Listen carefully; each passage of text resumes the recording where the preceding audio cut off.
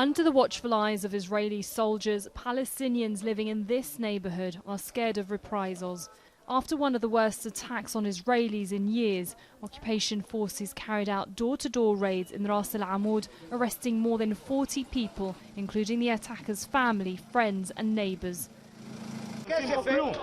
They say they're being collectively punished after 21-year-old Khairat killed 7 Israelis outside a synagogue on Friday.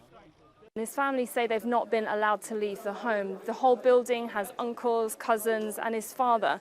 We just saw his father earlier. He was allowed to leave for a few moments, but the Israeli authorities sent him back up. We're going to go and find out more. Israeli Prime Minister Benjamin Netanyahu promised swift action in the aftermath. Khairat's home and that of a 13-year-old who carried out another attack on Saturday have had their homes sealed.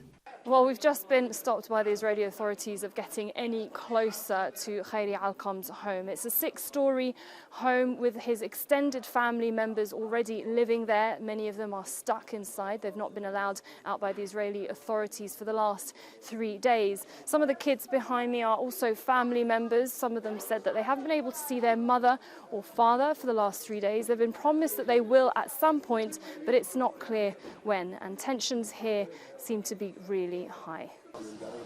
Ras Al Amoud is a neighbourhood in Silwan in occupied East Jerusalem, a flashpoint for confrontations between Palestinians and Jewish settlers, land grabs and home demolitions.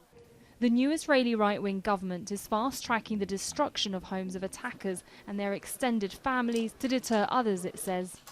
But Hamoked, an organisation providing free legal aid to Khairat's family and the Palestinians living under Israeli occupation, says it's punitive.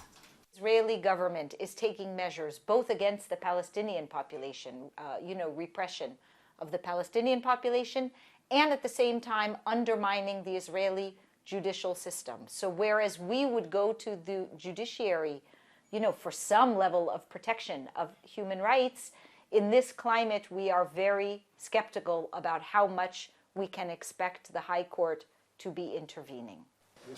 Many Palestinians we spoke to didn't want to be identified for fear of being arrested. They say Israeli restrictions and poor living conditions are giving a new generation little hope. Khairat was named after his grandfather, who was stabbed to death by a Jewish Israeli settler 25 years ago. Things have changed nowadays. None of us expected this to happen. Youngsters are disillusioned. Attacks were organized through resistance groups in the 90s and the 2000s. Now it's done by lone individuals.